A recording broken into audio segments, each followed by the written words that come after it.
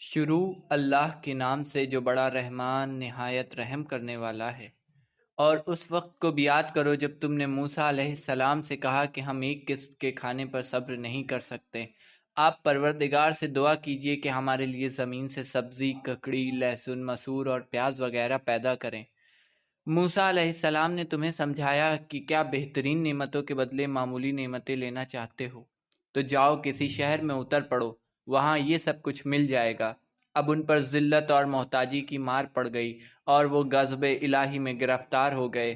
یہ سب اس لیے ہوا کہ یہ لوگ آیت الہی کا انکار کرتے تھے اور ناحق انبیاء خدا کو قتل کر دیا کرتے تھے۔ جو لوگ بظاہر ایمان لائے یا یہودی، نصارہ اور ستارہ پرست ہیں، ان میں سے جو واقعی اللہ پر ایمان لائے گا اور نیک عمل کرے گا، اس کے لیے پروردگار کے یہاں اجر اور ثواب ہے اور کوئی حزن و خوف نہیں ہے۔ اور اس وقت کو یاد کرو جب ہم نے تم سے توریت پر عمل کرنے کا عہد لیا اور تمہارے سروں پر کوہ طور کو لٹکا دیا کہ اب توریت کو مضبوطی سے پکڑو اور جو کچھ اس میں ہے اسے یاد رکھو، شاید اس طرح پرہیزگار بن جاؤ۔ پھر تم لوگوں نے انحراف کیا کہ اگر فضل خدا اور رحمت الہی شامل حال نہ ہوتی تو تم خسارہ والوں میں سے ہو جاتے۔ تم ان لوگوں کو بھی جانتے ہو جنہوں نے شمبا کے معاملے میں زیادتی سے کام لیا، تو ہم نے حکم دے دیا کہ اب ذلت کے ساتھ بندر بن جاؤ، اور ہم نے اس جنسی تبدیلی کو دیکھنے والوں اور بعد والوں کے لیے عبرت اور صاحبان تقوی کے لیے نصیحت بنا دیا۔ اور وہ موقع بھی یاد کرو جب موسیٰ علیہ السلام نے قوم سے کہا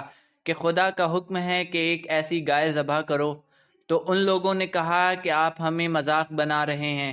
فرمایا پناہ خدا کی کہ میں جاہلوں میں سے ہو جاؤں۔ ان لوگوں نے کہا کہ اچھا، خدا سے دعا کیجئے کہ ہمیں اس کی حقیقت بتائیں۔ انہوں نے کہا کہ ایسی گائے جو نہ بوڑھی ہو نہ بچہ، درمیانی قسم کی ہو۔ اب حکم خدا پر عمل کرو۔ ان لوگوں نے کہا کہ یہ بھی پوچھئے رنگ کیا ہو؟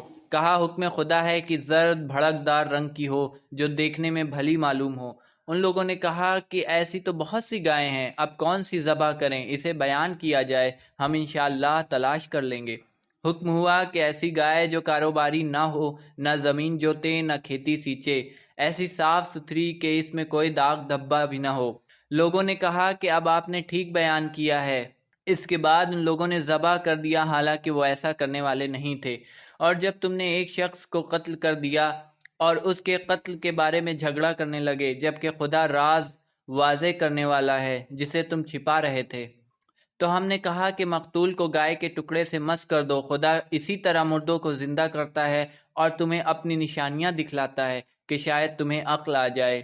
پھر تمہارے دل سخت ہو گئے جیسے پتھر، یا اس سے بھی کچھ زیادہ سخت کہ پتھروں سے بعض تو نہریں جاری ہو جاتی ہیں اور بعض شگافتہ ہو جاتے ہیں تو ان سے پانی نکل آتا ہے، اور بعض خوف خدا سے گر پڑتے ہیں، لیکن اللہ تمہارے عمل سے غافل نہیں ہے۔ مسلمانوں، کیا تمہیں امید ہے کہ یہودی تمہاری طرح ایمان لے آئیں گے جبکہ ان کی اسلاف کا ایک گروہ کتاب خدا کو سن کر تحریف کر دیتا تھا، حالانکہ سب سمجھتے بھی تھے اور جانتے بھی تھے؟ یہ یہودی ایمان والوں سے ملتے ہیں تو کہتے ہیں کہ ہم بھی ایمان لے آئے، اور آپس میں ایک دوسرے سے ملتے ہیں تو کہتے ہیں کیا تم مسلمانوں کو توریت کے مطابق بتا دو گے کہ وہ اپنے نبی کے اوصاف سے تمہارے اوپر استدلال کریں؟ کیا تمہیں عقل نہیں ہے کہ ایسی حماقت کرو گے؟ کیا تمہیں نہیں معلوم کہ خدا سب کچھ جانتا ہے جس کا یہ اظہار کر رہے ہیں اور جس کی یہ پردہ پوشی کر رہے ہیں؟ ان یہودیوں میں سے ایسے جاہل بھی ہیں جو توریت کو یاد کیے ہوئے ہیں اور اس کے بارے میں سوائے امیدوں کے کچھ نہیں جانتے ہیں، حالانکہ یہ ان کا فقط خیال خم ہے۔ وائے ہو ان لوگوں پر جو اپنے ہاتھ سے کتابیں لکھ کر یہ کہتے ہیں کہ یہ خدا کی طرف سے ہے تاکہ اسے تھوڑے دام میں بیچ لیں۔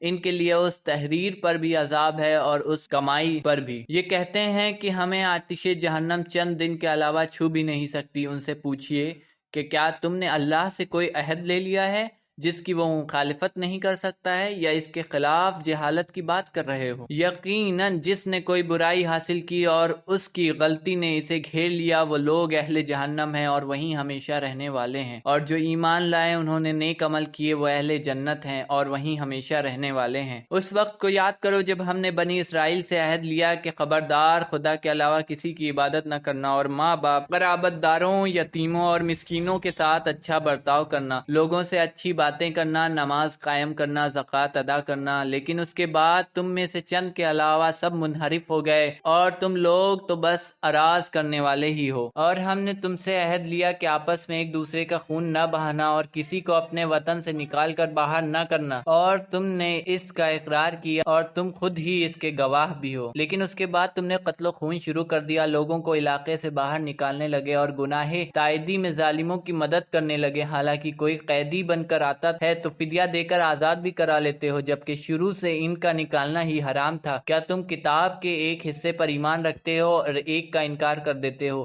ایسا کرنے والوں کی کیا سزا ہے سوائے اس کے زندگانی دنیا میں ذلیل ہوں اور قیامت کے دن سخت ترین عذاب کی طرف پلٹا دیا جائے، اور اللہ تمہاری کرتوتوں سے بے خبر نہیں ہے۔ یہ وہ لوگ ہیں جنہوں نے آخرت کو دے کر دنیا خرید لی ہے، اب نہ ان کے عذاب میں تخفیف ہوگی اور نہ ان کی مدد کی جائے گی۔ ہم نے موسیٰ علیہ السلام کو کتاب دی، ان کے پیچھے رسولوں کا سلسلہ قائم کیا، عیسیٰ علیہ السلام ابن مریم کو واضح معجزات عطا کیے، روح القدس سے ان کی تائید کی۔ لیکن کیا تمہارا مستقل طریقہ یہی ہے کہ جب کوئی رسول علیہ السلام تمہاری خواہش کے خلاف کوئی پیغام لے کر آتا ہے تو اکڑ جاتے ہو اور ایک جماعت کو جھٹلا دیتے ہو اور ایک کو قتل کر دیتے ہو؟ اور یہ لوگ کہتے ہیں کہ ہمارے دلوں پر پردے پڑے ہوئے ہیں، ہماری کچھ سمجھ نہیں آتا ہے۔ بے شک ان کے کفر کی بنا پر ان پر خدا کی مار ہے اور یہ بہت کم ایمان لائیں گے۔ اور جب ان کے پاس خدا کی طرف سے کتابیں آئی ہیں تو ان کی توریت وغیرہ کی تصدیق بھی کرنے والی ہیں، اور اس کے پہلے وہ دشمنوں کے مقابلے میں اسی کے ذریعے طلب فتح بھی کرتے تھے، لیکن اس کے آتے ہی منحرف ہو گئے، حالانکہ اسے پہچانتے بھی تھے، اور اب کافروں پر خدا کی لعنت ہے۔ ان لوگوں نے اپنے نفسوں کا کتنا برا سودا کیا ہے کہ زبردستی خدا کے نازل کیے کا انکار کر بیٹھے ہیں۔ عزت کے خدا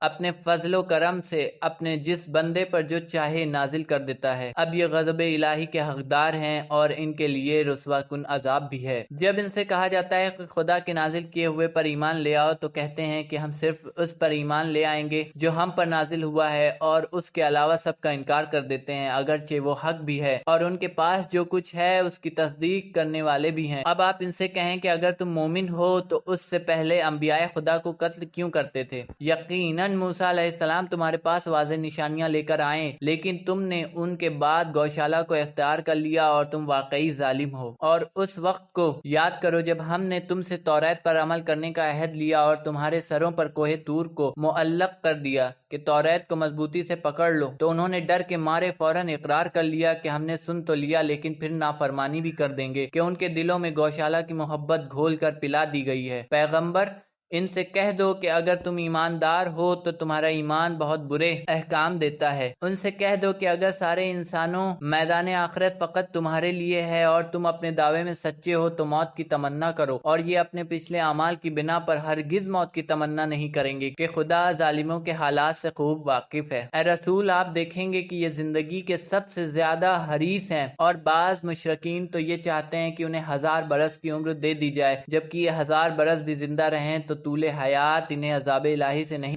بچا سکتی ہے۔ اللہ ان کے اعمال کو خوب دیکھ رہا ہے۔ اے رسول، کہہ دیجئے کہ جو شخص جبرائیل کا دشمن ہے اسے معلوم ہونا چاہیے کہ جبرائیل نے آپ کے دل پر قرآن حکم خدا سے اتارا ہے، جو سابقہ کتابوں کی تصدیق کرنے والا، ہدایت اور صاحبان ایمان کے لیے بشارت ہے۔ جو بھی اللہ، ملائکہ اور جبرائیل میکائیل کا دشمن ہوگا، اسے معلوم رہے کہ خدا بھی تمام کافروں کا دشمن ہے۔ ہم نے آپ کی طرف روشن نشانیاں نازل کی ہیں اور ان کا انکار فاسقوں کے سوا کوئی نہ کرے گا۔ ان کا حال یہ ہے کہ جب بھی انہوں نے کوئی عہد کیا تو ایک فریق نے ضرور توڑ دیا، بلکہ ان کی اکثریت بے ایمان ہی ہے۔ اور جب ان کے پاس خدا کی طرف سے سابقہ کتابوں کی تصدیق کرنے والا رسول آیا تو اہل کتاب کی ایک جماعت نے کتاب خدا کو پس پشت ڈال دیا جیسے وہ اسے جانتے ہی نہ ہوں، اور ان باتوں کا اعتبار شروع کر دیا جو شیاطین سلیمان علیہ السلام کی سلطنت میں جپا کرتے تھے، حالانکہ سلیمان علیہ السلام کافر نہیں تھے۔ کافر یہ شیاطین تھے جو لوگوں کو جادو کی تعلیم دیتے تھے، اور پھر جو